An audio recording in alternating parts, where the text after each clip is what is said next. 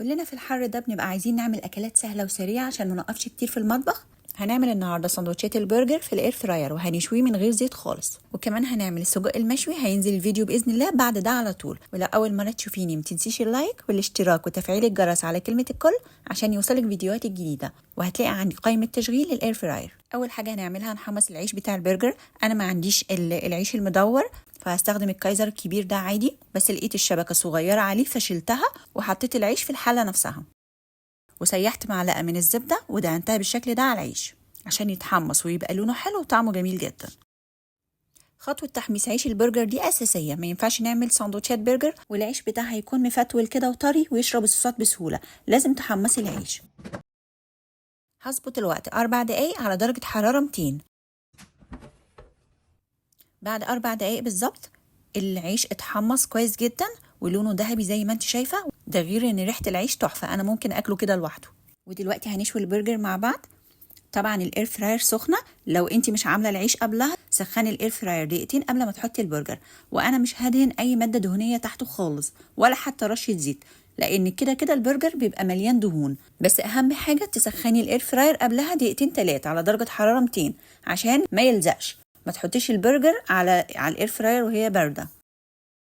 وهظبط الاير فراير على برنامج اللحوم اللي هو الجريل، هو 20 دقيقه على درجه حراره 200. لكن طبعا البرجر مش هياخد الوقت ده كله، هنشوف مع بعض هياخد وقت قد ايه. وتقدري تعملي كميه اكبر، يعني انا كان ممكن احط 5 برجر مع بعض لان البرجر كده كده بيكش، وممكن كمان احط الشبكه اللي قلت لكم عليها واحط عليها كمان 3 برجر فوق، يعني اعمل 8 في المره الواحده.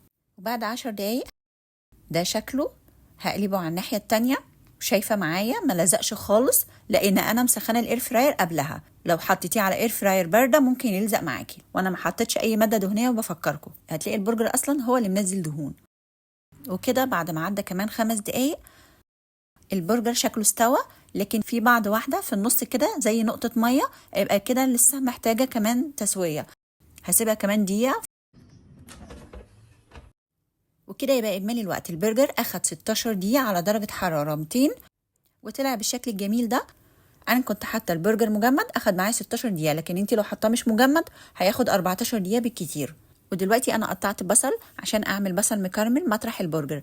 لو انت بتحبي البصل فريش براحتك. وظبطت الوقت 4 دقايق على درجه حراره 200.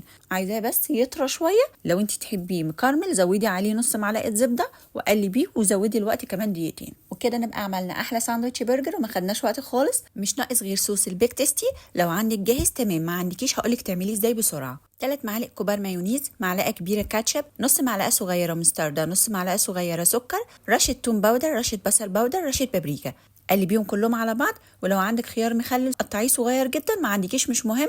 وبقى عندك صوص بيك تيستي. لو عجبك الفيديو ما تنسيش اللايك واكتبي لي رايك في التعليقات، واشوفكم على خير في فيديو جديد باذن الله.